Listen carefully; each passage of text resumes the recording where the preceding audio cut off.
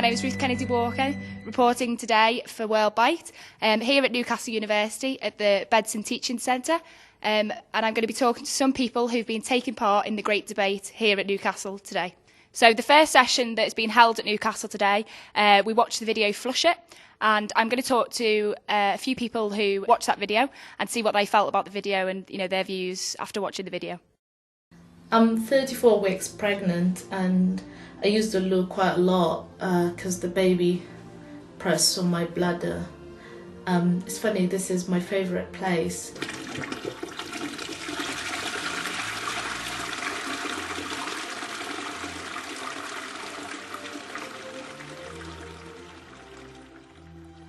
As a child, when I was growing up in Sudan, we never had toilets. Sometimes in the evening we had to go to the nearest forest. Now, if you look at this stuff over here, you wouldn't think this. The point of this whole building is to pump shit. Britain had this kind of facility for the last 150 years. Here we are, this is our composting toilet. The important thing is that people in the third world should not aspire solely to the type of lifestyle that we have in the developed world. Tell that to somebody who's living in Eritrea who's got to carry water in their head for 3 miles. Tell that it's a mistake. I think people in developing countries should aspire to lots of things. Even if it's swimming pools and jacuzzis, but obviously with the current water shortage on the planet. The good thing about water as a resource is that it can never run out. I mean, here we are sitting on this wonderful blue planet, 2/3 of which is covered with water. It evaporates, it falls back to the earth. It goes into the ground, we draw it up, it evaporates, it comes back to earth. That's the hydrological cycle. There's never any more or any less water on this earth. None of it goes anywhere. It's infinite, in effect. And that's one of the things why, actually, there's no excuse for there being water scarcity anywhere in the world. The problem is that we don't have resources like Kielder water. Most pregnant women don't go to the hospital, they are delivering at home, and a lot of women actually die as a result because there isn't medical care. But it's not only the medical care. For example, people here want to have pool birth, and that is, even if you want that, you can afford it because there isn't water. It's amazing that we can provide this fantastic natural environment for birds, but we can't bring this kind of water handling and management to people in the third world. Such a pity. Africa really needs that kind of stuff. We distribute to about 90 countries worldwide, and our biggest single market is Nigeria.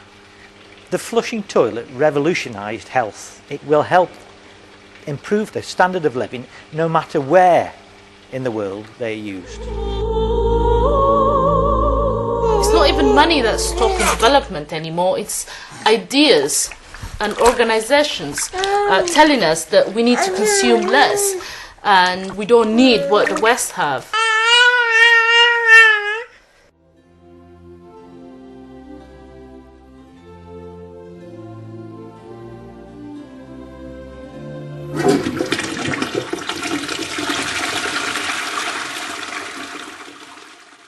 What did you think of the film?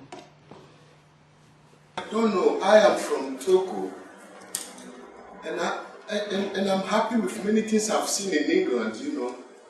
I can sympathize with what is in this film. And I went on holiday in Ghana, in a village. It was in a village in Ghana where we used a toilet, with stick, just a hole in the ground. And one of my friends, we were young. Do you know one of them, the stick snapped? He was drowned. And we had to run at home and get somebody to come and then pick him up. He had it here. So I think it would be so nice to have flushing water, to have a clean water. And I think who is going to pay that? And what is preventing our countries to invest in this? Where will the money come from? all those questions, the big questions to ask about it, but it's not the aspiration of people, which is the problem of wanting what we have here.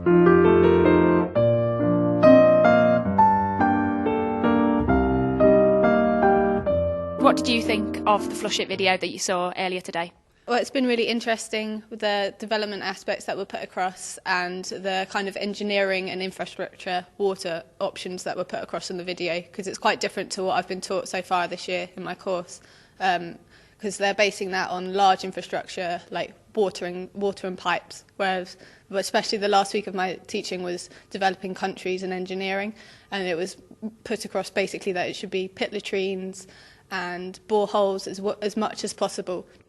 Was very interesting to see the history time of the toilet time from the Victorian time, because I never heard about this. And what did you think of the video, Flush It?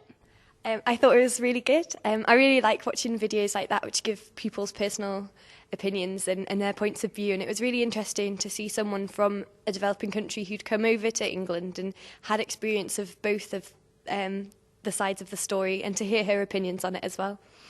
Thank you.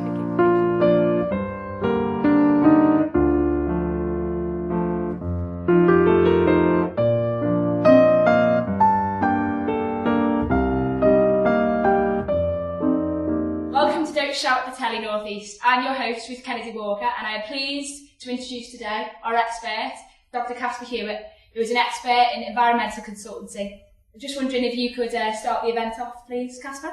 What I'd like to propose to you today is that there's no excuse at the beginning of the 21st century for there to be water shortages anywhere in the world, and that we should have the imagination to provide the sort of water provision that we have in the West to the rest of the world.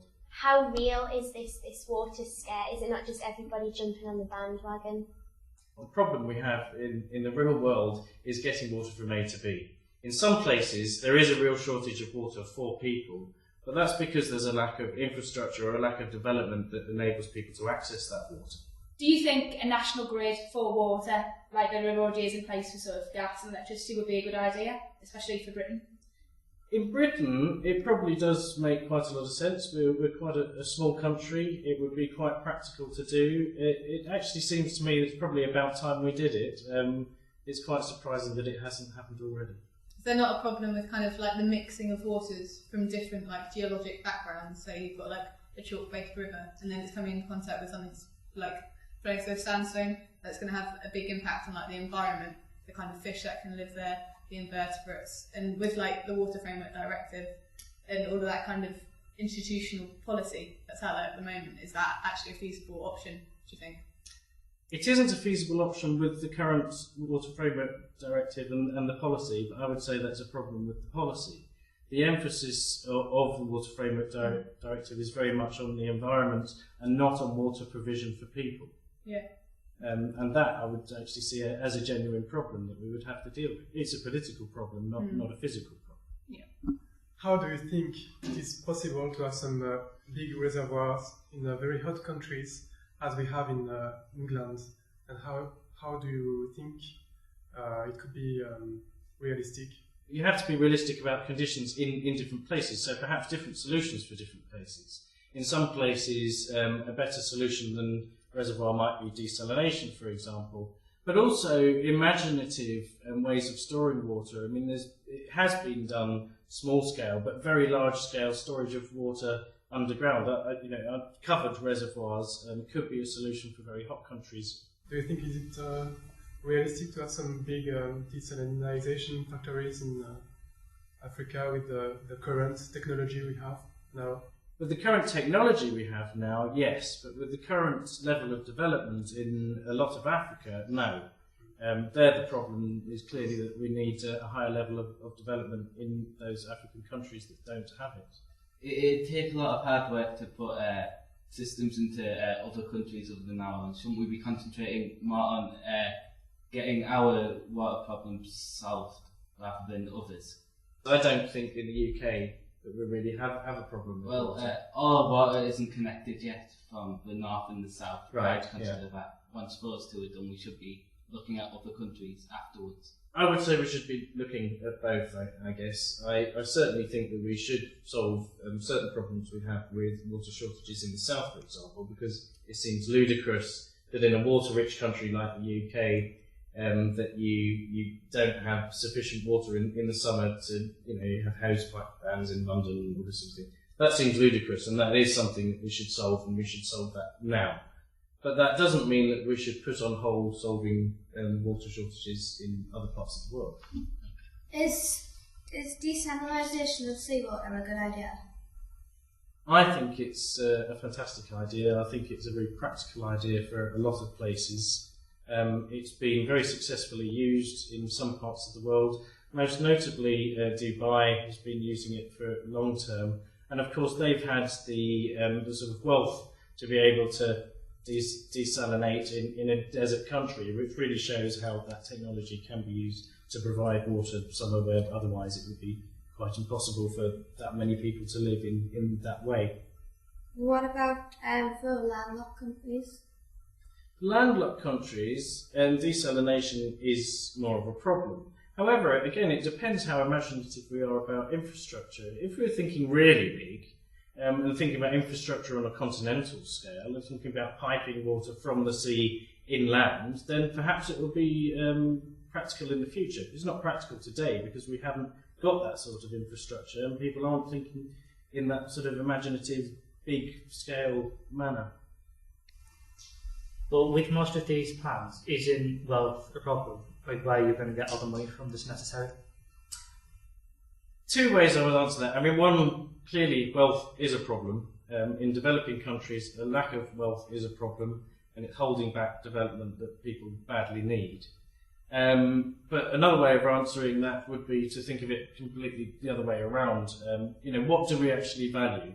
If we value people, then why on earth would we be thinking about how much cash we're going to spend?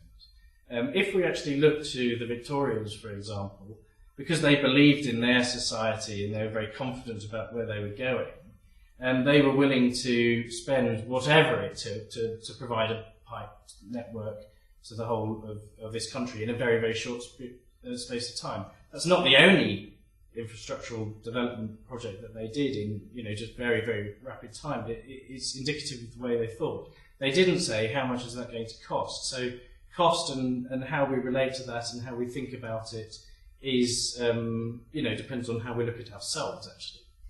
In the 1880s, there was the stink that spread from London, and it set out the disease cholera. Surely, if the government set like a limit on how much you can flush a day, then it would spread waterborne diseases around. I think actually that's absolutely right. I think it would be likely to do so. I think it's a very, very stupid idea not to flush toilets. It was one of the best developments that we've ever had, actually, the invention of the flush toilet. Why on earth would we then not use it? I personally think that the toilets, as we have nowadays, consume far too much water. I think it's not good for environment, and we should be more innovative in this area. I'm certainly never against being innovative. However, I'm not sure why you think this is a problem. Perhaps you could expand on that, because I don't think there's a problem at all with flushing the toilet. I think it's a bad example we show to a lot of countries, in particular southern countries, to use swimming pools, to use water as if it was nothing, and we should be aware of the value of this precious element and don't waste it.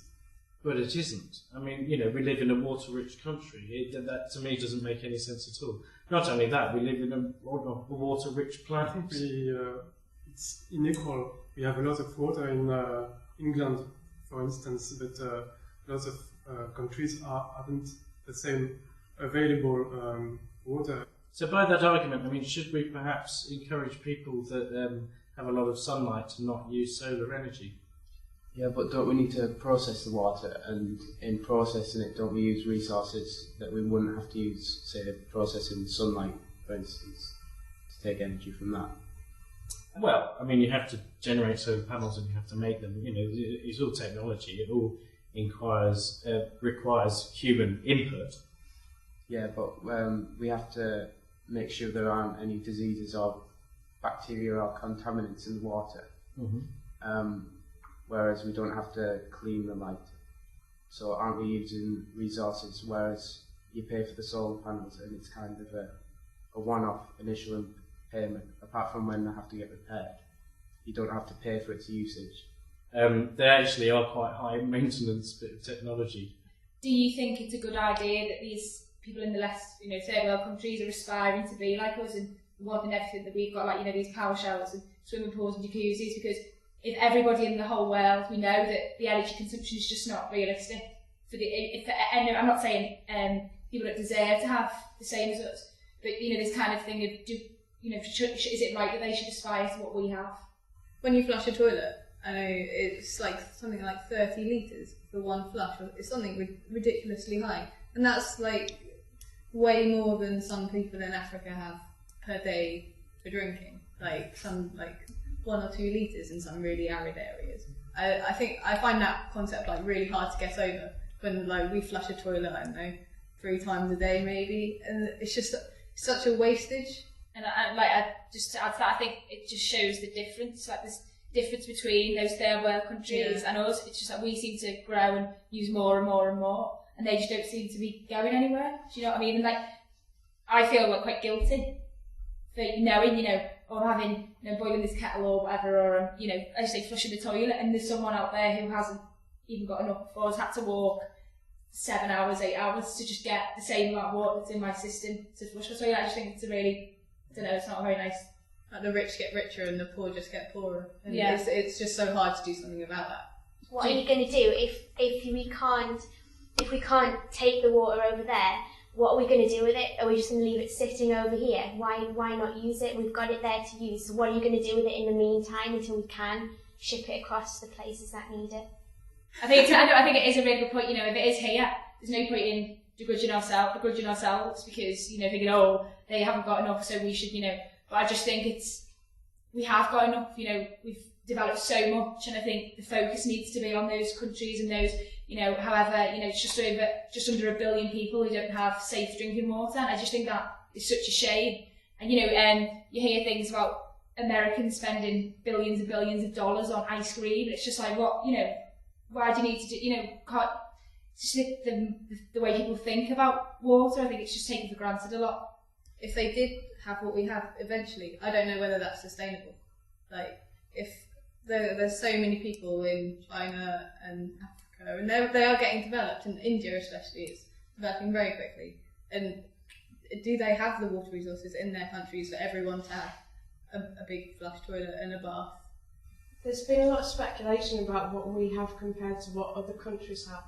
I just wonder, do you see that it's really our place to fix that for other countries? Is it not taking the self-help element off them? Is it not slightly patronising to say we're going to go in and create some massive infrastructure whereby they can get better water supplies? You talk about the large-scale solutions to Africa, but surely pit latrines and boreholes are surely a more immediate solution, which is better than nothing. I want to sort of think about this idea of aspirations and also, should we be imposing? I don't think we should be imposing any projects on anybody, and I don't think we should be deciding what other people's aspirations are. What I do think we should be doing is letting people to aspire to what they want to aspire to and not interfere with that. And that relates a little bit to your question about pit latrines and so on. Now, I'm not against immediate solutions to problems, actually. As an engineer, that's often what we do. We go in and we try and solve a problem here and now.